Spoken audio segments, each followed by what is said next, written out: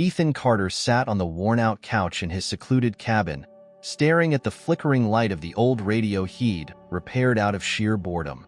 The sound of static filled the room, blending with the crackling of the fireplace. Outside, snow fell steadily, blanketing the rugged landscape of Pine Creek in an eerie silence. Christmas lights blinked faintly in the distance, barely visible through the swirling storm. For most, the season was a time of warmth and togetherness, but for Ethan, it only accentuated his solitude. The cabin was a stark reflection of the man who inhabited it, practical, but devoid of anything unnecessary.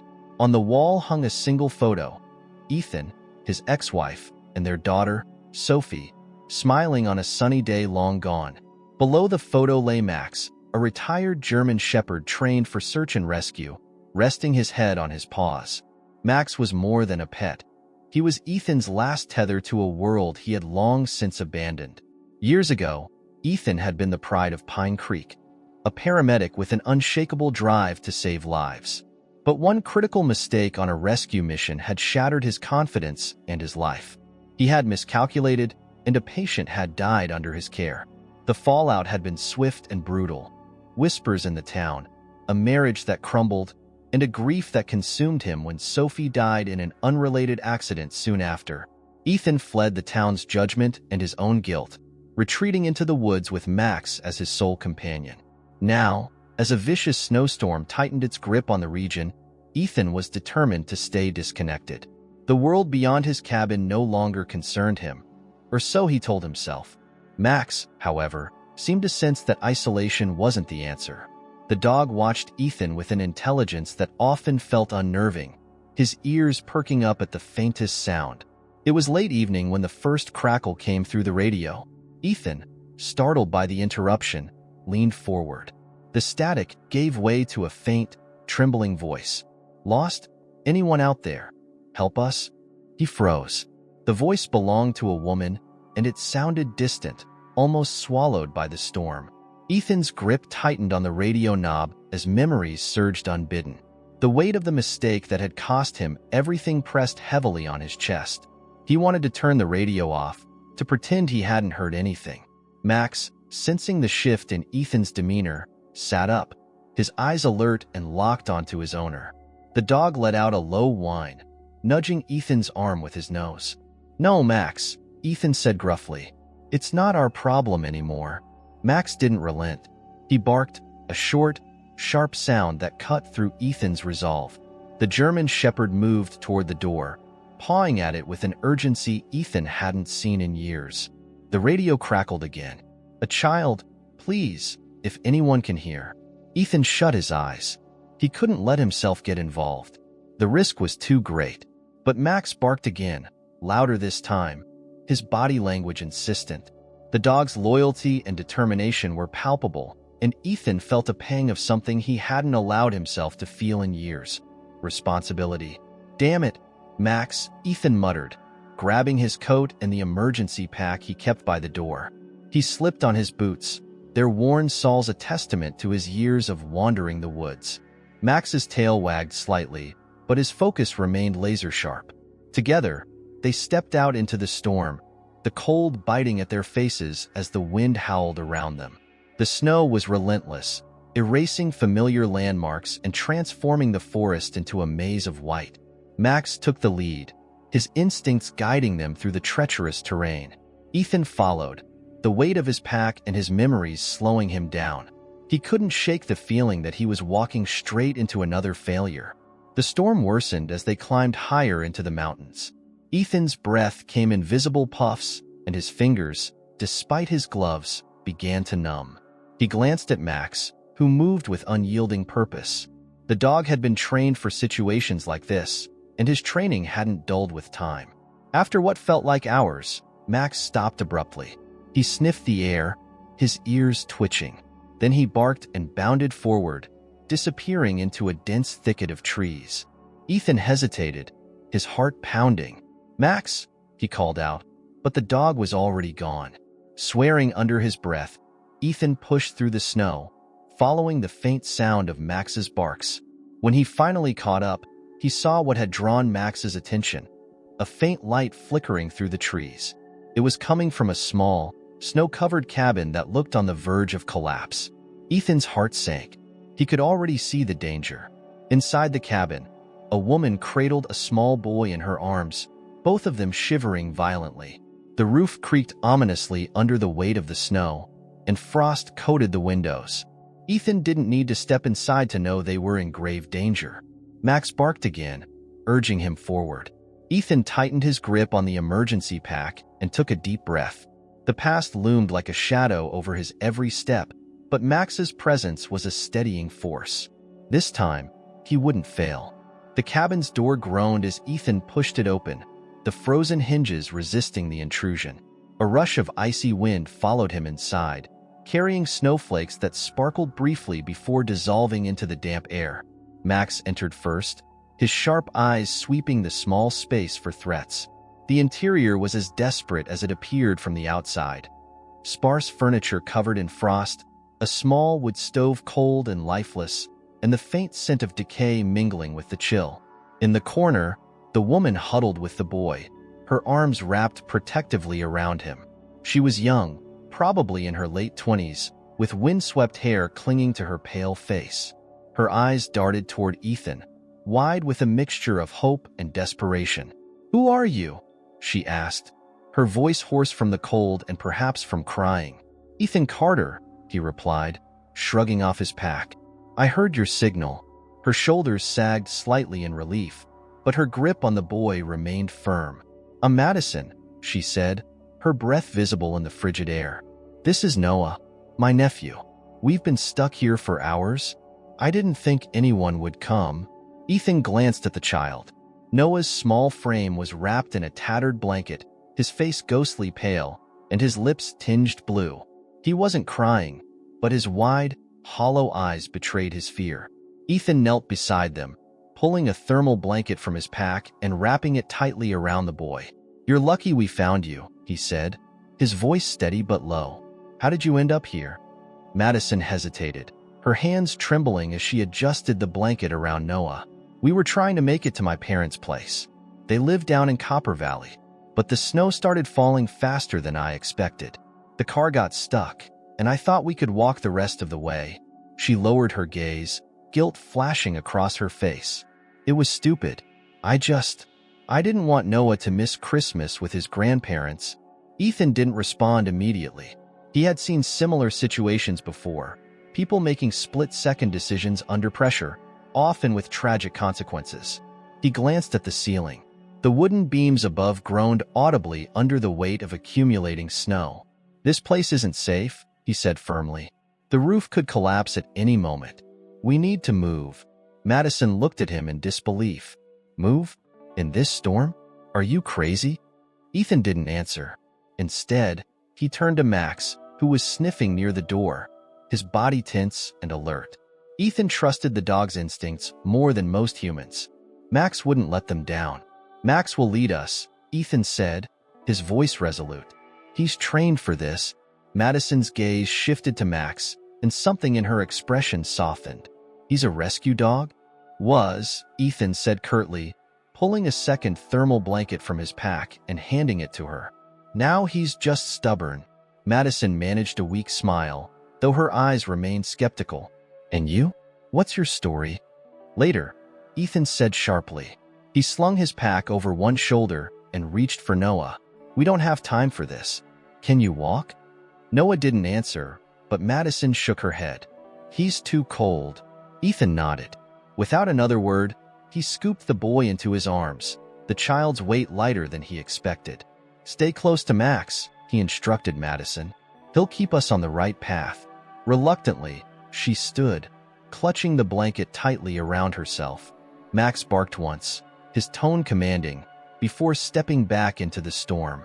The cold was a living thing, clawing at their faces and biting through their layers of clothing. Snow fell in thick, relentless waves, and the howling wind made it nearly impossible to hear anything else. Madison struggled to keep up, her feet slipping on the icy ground, but Max's determined pace kept them moving forward. Ethan carried Noah close to his chest, shielding the boy as best he could. The child was frighteningly quiet, his small body shivering uncontrollably. Ethan's thoughts churned with worry. He knew the signs of hypothermia, and Noah was dangerously close to its grasp. They needed to find shelter soon, or the boy wouldn't survive. Max stopped abruptly, his nose buried in the snow. He pawed at the ground before letting out a sharp bark. "What is it?" Ethan called, his voice muffled by the storm. Max barked again, this time more urgently. Ethan adjusted his grip on Noah and approached. Beneath the snow, Max had uncovered a partially frozen stream. The discovery was more significant than it seemed. If they followed the stream downhill, it would likely lead to a safer path. "Good boy," Ethan murmured, patting Max's head. "Let's go." The journey became increasingly treacherous as they followed the stream. Madison stumbled frequently, her exhaustion evident. Ethan could hear her breathing grow labored, but he didn't dare stop. Stopping meant risking everything. "Wait," she gasped finally, doubling over with her hands on her knees. I need a second." Ethan paused reluctantly, setting Noah down carefully. He pulled a water bottle from his pack and handed it to Madison. "Take a sip, but don't drink too much. It'll make you colder." Madison nodded, her hands trembling as she unscrewed the cap. Ethan checked on Noah, gently rubbing the boy's arms to stimulate circulation. Max stayed close, his body blocking the wind as much as possible. "I don't know how you do this," Madison said suddenly, her voice breaking. "How do you stay so calm?" "I'm terrified." Ethan didn't look at her. "I've been through worse." Her gaze lingered on him, searching for something in his stoic expression. "You're not just some guy with a dog, are you?" Ethan's jaw tightened, but he didn't respond. Instead, he stood and lifted Noah again. "We need to keep moving." Madison didn't press further, though her curiosity was palpable. As they resumed their trek, the storm began to ease slightly. The wind died down, and the snowfall lightened, though the cold remained merciless. Finally, they reached a small outcropping of rocks that provided some shelter from the elements. Ethan set Noah down and began clearing a space to start a fire. Max, ever vigilant, patrolled the perimeter, his ears twitching at every sound. Madison sat beside Noah, wrapping her arms around him. "Do you think we're going to make it?" she asked softly.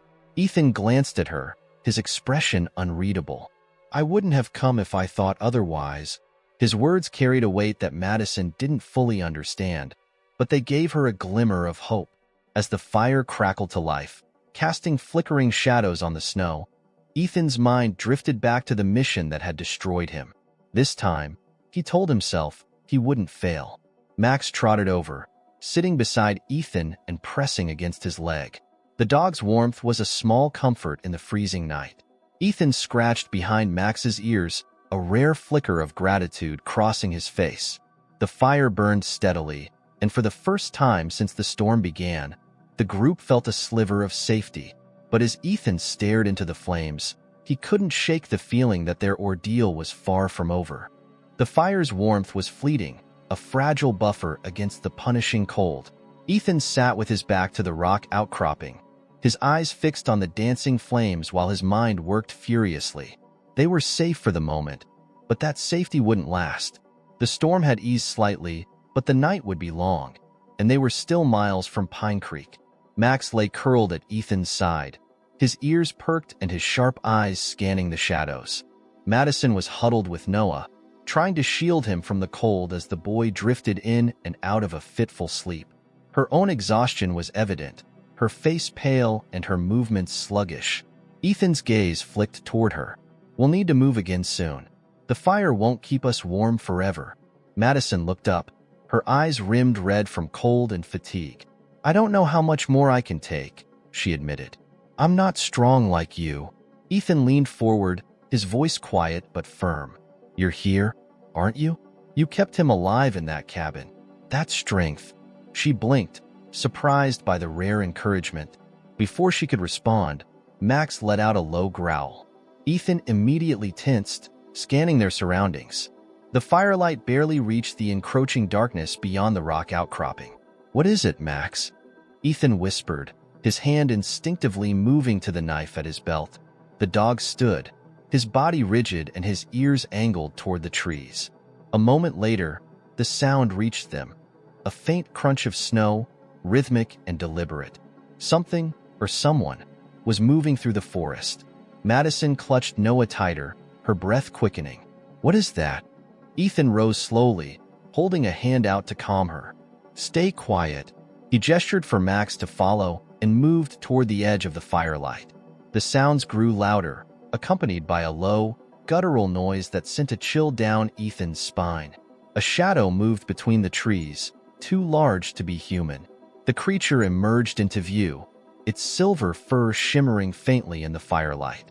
It was a wolf, lean and hungry, its yellow eyes locked onto Ethan. Behind it, two more appeared, their forms silent and predatory as they circled. "Damn it," Ethan muttered under his breath. Wolves in the region rarely attacked humans unless they were desperate. The storm must have driven them from their usual hunting grounds. Max barked sharply, stepping forward to position himself between the wolves and the group. His growls were deep and menacing, a warning to the predators. "Madison, keep the fire going," Ethan said, his voice low and steady.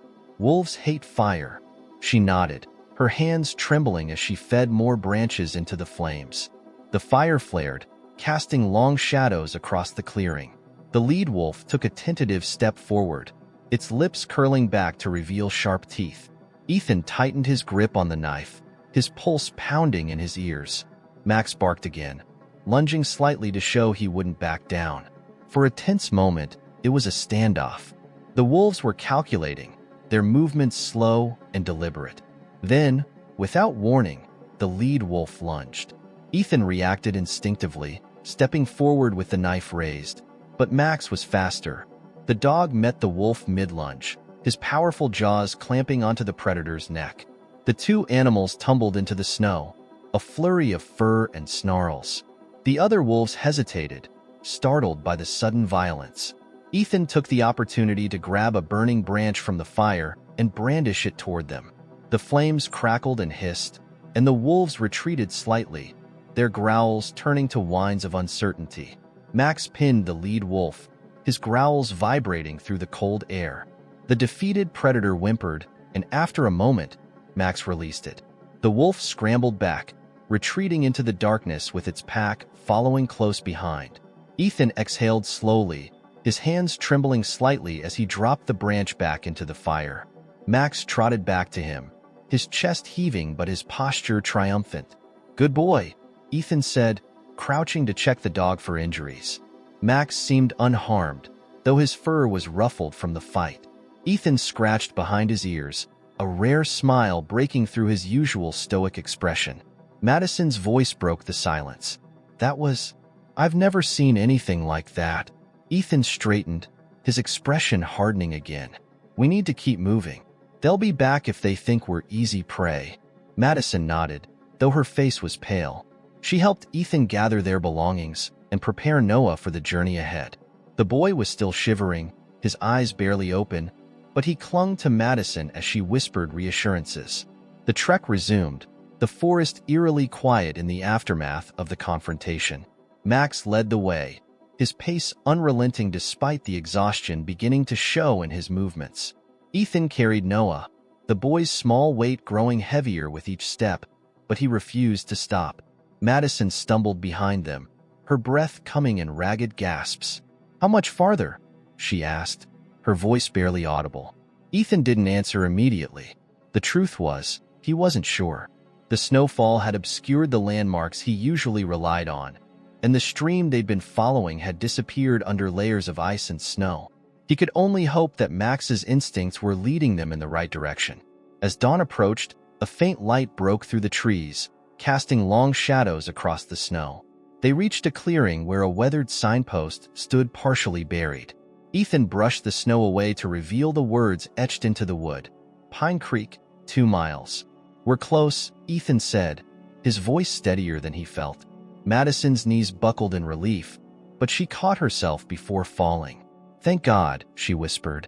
Ethan adjusted Noah in his arms and glanced at Max. The dog's pace had slowed, but his determination hadn't wavered. Ethan knew they still weren't out of danger, but the sight of the signpost gave him a renewed sense of purpose.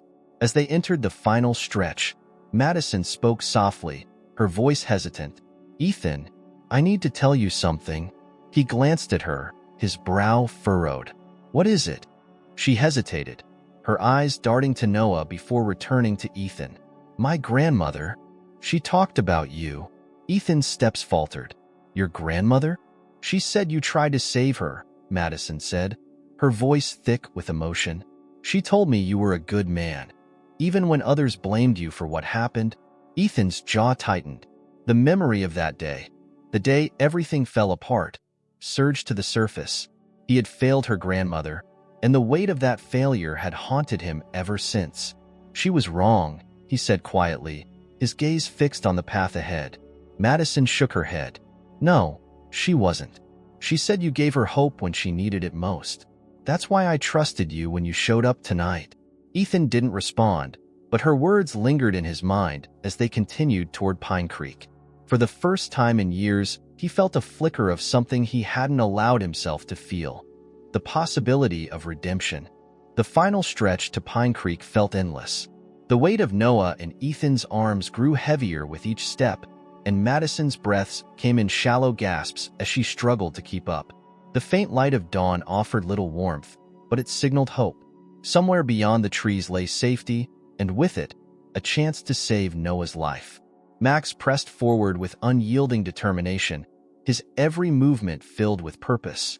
Ethan couldn't help but marvel at the dog's resilience. Max had always been more than just a partner. He was the embodiment of everything Ethan had once believed about himself: loyalty, strength, and the drive to protect others. Now, Max was guiding him not just through the storm, but towards something Ethan hadn't thought possible: redemption. The forest thinned as they approached the edge of town, the familiar outline of Pine Creek's church steeple emerging from the snow-laden horizon. The sight sent a surge of relief through Ethan, but it was short-lived. Noah's shivering had stopped, and his small body felt unnaturally still in Ethan's arms. "Madison," Ethan called back, his voice urgent. "We need to move faster. He's getting worse." Madison stumbled to his side, her face etched with fear as she looked at her nephew. "Noah," she whispered, brushing the snow from his face. "Noah, stay with me." Ethan's jaw tightened. "He's not gone, but he will be if we don't hurry." Madison nodded, her resolve hardening. Together, they pushed through the snow, their exhaustion overshadowed by sheer will. Max barked sharply, as if urging them on, and Ethan followed the dog's lead, refusing to let his legs falter. The outskirts of Pine Creek were eerily quiet, the town blanketed in the same oppressive snowstorm they had fought through in the wilderness. Christmas lights still twinkled faintly on rooftops and lampposts, their festive glow at odds with the urgency of the moment. Ethan spotted the clinic ahead, its windows dark but promising sanctuary. Max reached the clinic's door first, barking and pawing at it with urgency. Ethan kicked the door open, not bothering with formalities, and stepped inside. The warm, stale air hit him immediately, a stark contrast to the icy wind outside. He gently placed Noah on an examination table and turned to Madison. "Find blankets," he ordered. "Anything to warm him up." Madison hurried off, and Ethan began working methodically. He rubbed Noah's arms and legs to stimulate circulation, his hands steady despite the chaos. He didn't allow himself to think about the possibility of failure. Not this time. Madison returned with a pile of blankets, her hands shaking as she draped them over Noah. "What else can we do?" she asked, her voice trembling. "We need to warm him slowly," Ethan said, his tone calm but firm. "Too fast, and it'll shock his system." He lit a small portable heater he found in the corner of the room and positioned it near the table. As the warmth began to seep into the room, color slowly returned to Noah's cheeks. The boy let out a small, weak whimper, and Madison's breath caught in her throat. "He's waking up," she whispered, tears streaming down her face. "Oh, thank God." Ethan allowed himself a brief moment of relief, but quickly refocused. "He's not out of the woods yet. We need to keep monitoring him." Madison nodded, her gratitude evident in the way she looked at Ethan. "You saved him," she said softly. Ethan didn't respond. Instead, he turned to Max, who sat nearby, his watchful eyes never leaving the boy. "Good work, Max," he said, scratching behind the dog's ears. Max let out a small huff, as if acknowledging the praise. As the hours passed, the storm outside began to subside. Madison sat by Noah's side, holding his hand as he drifted in and out of sleep. Ethan busied himself checking the supplies in the clinic, ensuring they had everything they needed to get through the day. It wasn't until the sun was fully up that Madison spoke again. "I don't know how to thank you," she said, her voice steady despite the exhaustion that clung to her. "You don't have to," Ethan replied without looking at her. He was restocking a cabinet, his movements mechanical. "I just did what needed to be done." "No," Madison said firmly, standing and crossing the room to face him. "You did more than that. You didn't have to come for us, but you did. And you saved Noah." Ethan finally turned to her, his expression guarded. "I've failed more times than I can count. This doesn't change that." Madison shook her head, her eyes filled with an intensity that caught him off guard. "My grandmother believed in you, even after everything that happened. And now I understand why. You don't give up, even when it's hard." Ethan's chest tightened at her words. He wanted to argue, to dismiss her gratitude as misplaced, but something stopped him. For the first time in years, he felt the weight of his guilt begin to shift, replaced by a tentative hope. Later that evening, the storm cleared completely, leaving Pine Creek bathed in a serene, snowy glow. The town came alive with activity as families ventured out to celebrate Christmas Eve. Madison and Noah had been taken in by friends in town, and Ethan found himself standing alone outside the clinic, Max by his side. The streets were quiet, the faint sound of carolers drifting through the air. Ethan felt a strange pull in his chest, a longing he hadn't felt in years. He looked down at Max, who tilted his head as if to say, "What's next?" Ethan hesitated. For so long, he had been content, or at least resigned, to his isolation. But tonight, as he watched the town come together, he realized he didn't want to be alone anymore. With a deep breath, he turned toward the town square, where a small crowd had gathered around a towering Christmas tree. As he approached, he spotted Madison and Noah among the group. Madison's face lit up when she saw him, and she waved him over. "You came," she said, her smile warm and genuine. Ethan shrugged, his usual stoicism faltering. "Max insisted."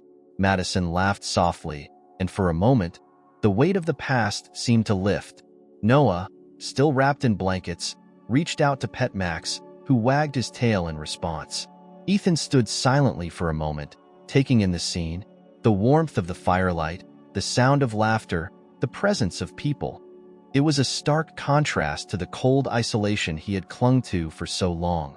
For the first time, he allowed himself to believe that maybe, just maybe, he could be part of this again. Madison touched his arm gently, her expression serious. "You gave us a second chance, Ethan. Maybe it's time you gave yourself one too." Ethan didn't answer right away. Instead, he looked down at Max, who stared back at him with unwavering loyalty. Finally, Ethan nodded. "Maybe it is," he said quietly. As the Christmas tree lights flickered against the snowy backdrop, Ethan felt something he hadn't felt in years, a sense of peace. The road ahead was uncertain, but for the first time, he was ready to face it. And with Max by his side, he knew he wouldn't face it alone. Thank you very much for watching the video to the end. If you were moved by the story of the canine hero and the spirit of Christmas that transformed lives, leave your like, subscribe to the channel, and share in the comments what you thought of this exciting journey.